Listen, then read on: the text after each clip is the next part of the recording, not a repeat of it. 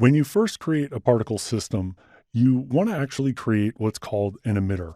And the emitter is what actually emits or throws the particles into the scene.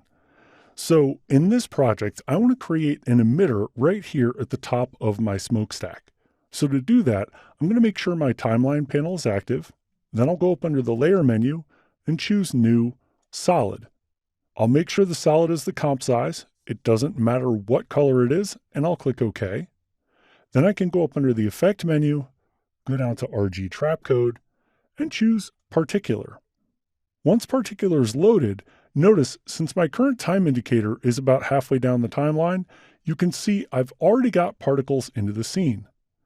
Now, I could press the spacebar and preview the animation of this, but I don't necessarily need to see how this is moving. I just want to see the general shape of how these particles are being emitted into the scene. If you notice here in the upper left section of the interface in your effect controls, there is a setting for emitter. Let's open up the emitter options. Notice the emitter type here is set to a point.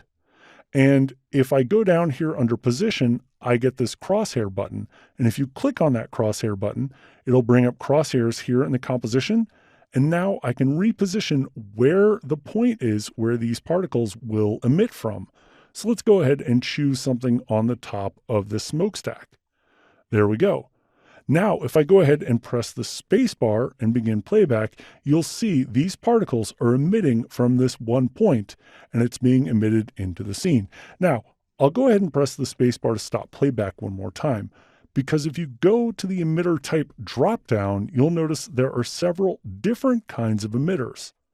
Now, in order to actually see what each of these different options look like, yes, you could choose them here and look at them in the composition panel, but what I suggest you do is close out of this dropdown, scroll to the top of the particular effect, and open up the designer.